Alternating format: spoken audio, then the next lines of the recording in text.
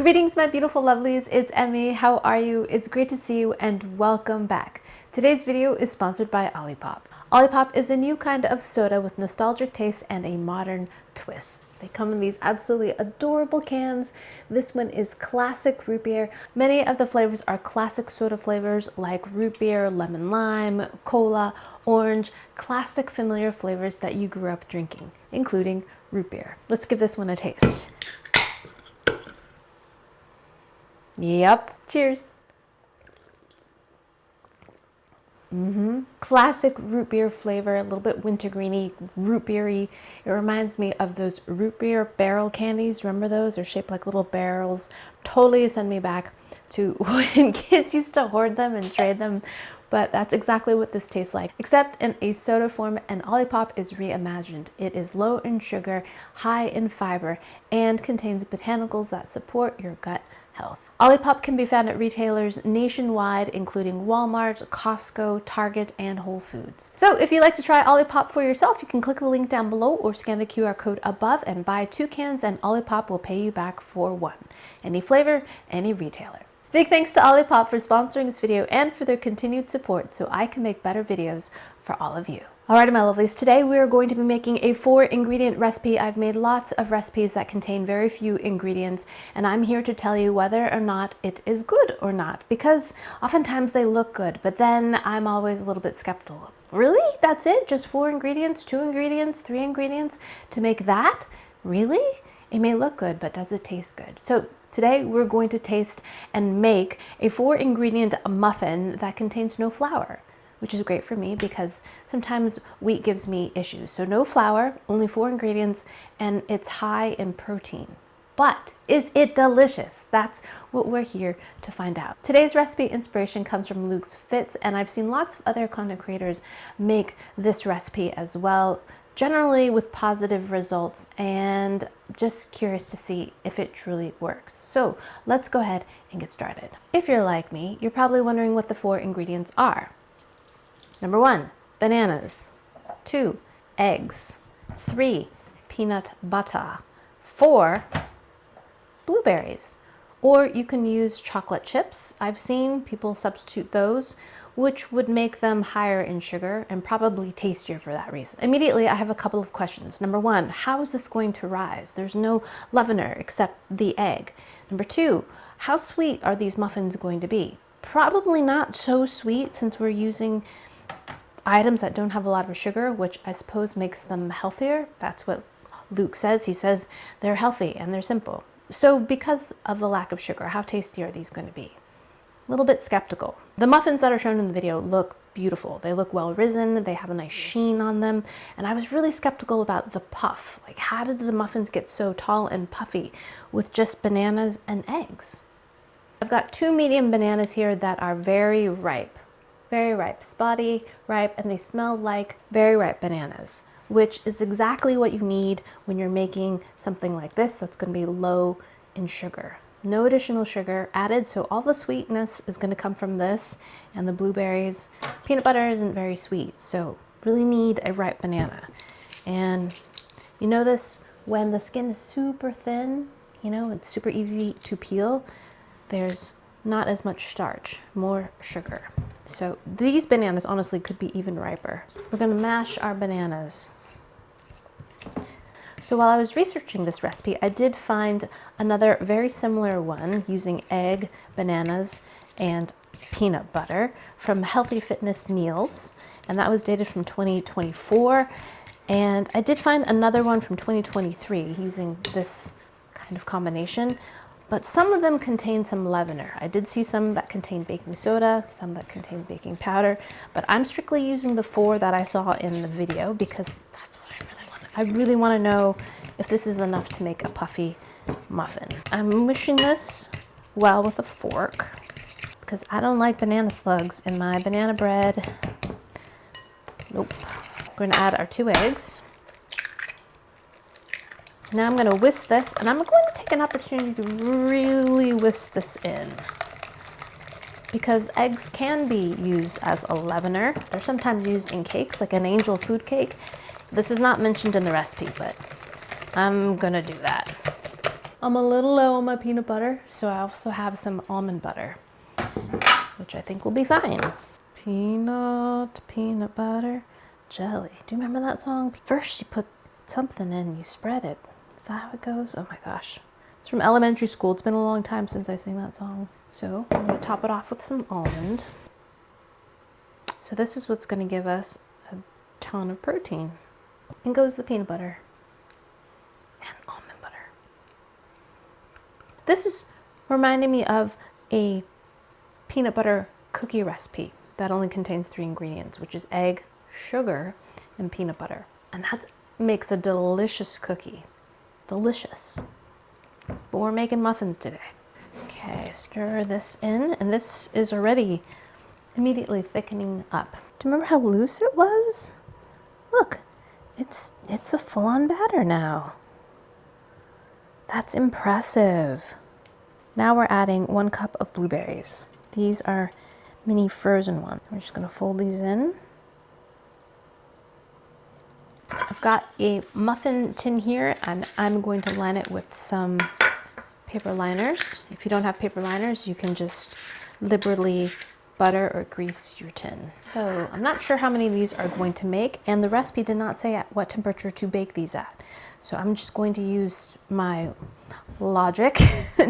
And I actually recently made some Costco inspired muffins, and I'm going to use that for inspiration. To get a nice tall professional looking muffin, most bakeries bake their muffins first at a very high temperature, 425 degrees, 400 degrees, and then they reduce the temperature after about 5 minutes just to get that initial like loft and height for the muffin. Now, I'm not sure how well this is going to work for this recipe since we don't have any traditional leavening, meaning baking powder or baking soda, but I'm going to bake these at 400 about 15 minutes or until a toothpick comes out clean. I'm just going to fill them up tall. That's another secret to getting the tall muffins, is to fill up your muffin tin up pretty high. I will see you in about 20 minutes once these are baked up, and we will give these a taste. Alrighty, see you in a little bit.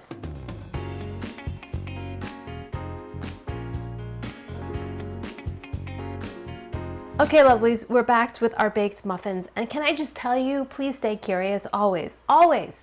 So I baked the first batch of muffins with muffin liners, and I remembered in the video that muffin liners were not used, and as I mentioned, I said if you don't have liners, you can use regular muffin tin sprayed. So I thought, I have 2 more muffins I need to bake, let's bake them without liners. And it made a difference. So these are the ones that were baked in the muffin liners. Hardly any rise at all. That was about the height at which I filled them. I thought they were filled pretty full, but they didn't rise much, which kind of confirms my skepticism because we didn't use any leavening, right? Second batch, I had enough to make 2 more muffins, so I sprayed them no liner, and look at this one. This was filled just a little bit more.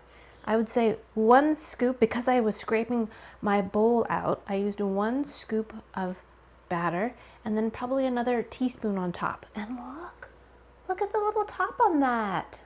That looks like the one that I saw in the video, Luke's video. I said, how did they get poofy like that? Fill them up tall and spray a muffin tin rather than using a cupcake liner. They look cuter.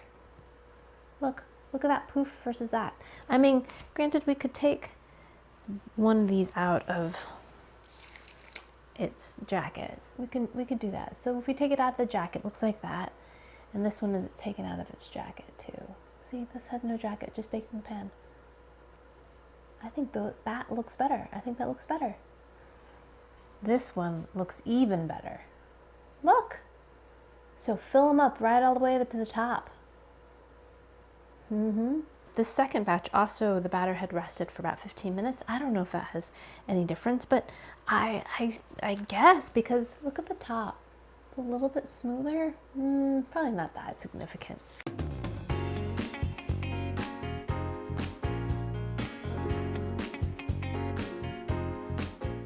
I should also report that baking them at an initial 425 degrees and then reducing the temperature down did absolutely nothing to cause them to poof at all. They looked pretty much exactly the same. So I would just bake these at 400 degrees for about 15 minutes. So let's give them a taste. It does feel pretty dense. It smells very peanut buttery. Let's see how it looks inside. Oh. Looks dense, to be honest. Nice distribution of blueberries. Hot and steamy. Itadakimasu.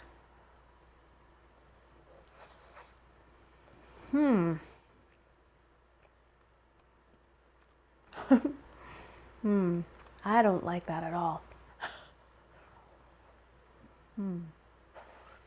The texture's odd. It's very, very moist. Definitely don't have to worry about having a dry muffin, but it's very stodgy, very dense, very strong flavor of peanut butter, overwhelmingly strong. So I think this combined with chocolate chips would be a nice pairing rather than the blueberries. The blueberries you taste, but honestly, it's kind of a strange combination in my opinion with the peanut butter. I taste them, but the strong, overwhelming flavor is peanut butter. I do taste banana.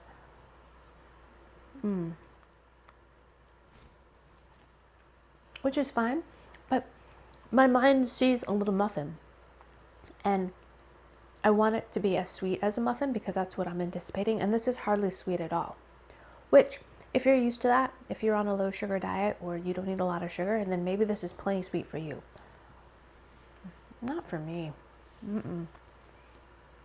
I suppose I could get used to it.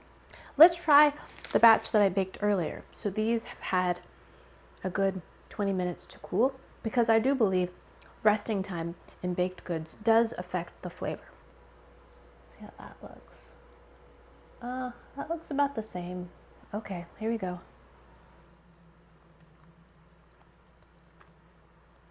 Okay, after they've cooled off, you can taste the banana more.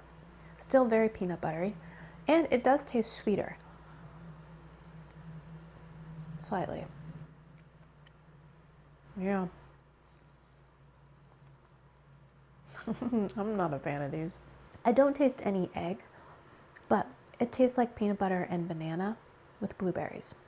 So if you took a banana and smeared some peanut butter on it and sprinkled some blueberries, that's pretty much what this tastes like. Because we didn't add any sugar, we didn't add any cinnamon, no vanilla, those kind of signature flavors that we often add to cakes or muffins or banana breads. So none of that exists. So that's what this tastes like. I don't taste any egg though, which adds some protein to it. But this is not a snack that I would want to eat again.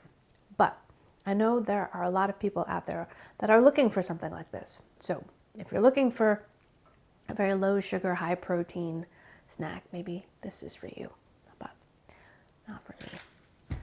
Yeah, I think I'd rather have a handful of almonds, salty almonds.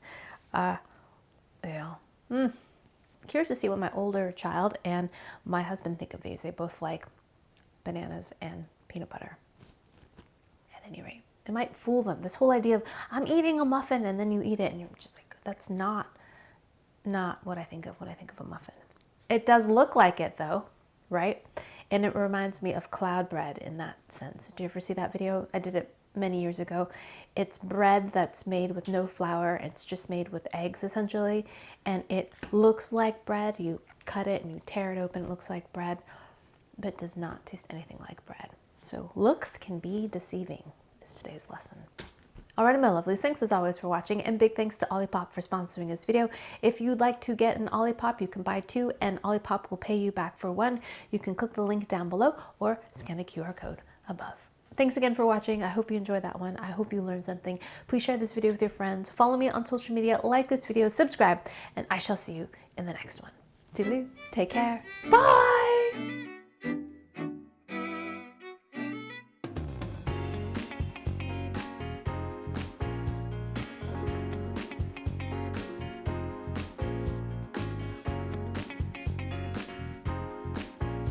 I used up all my peanut butter for this recipe.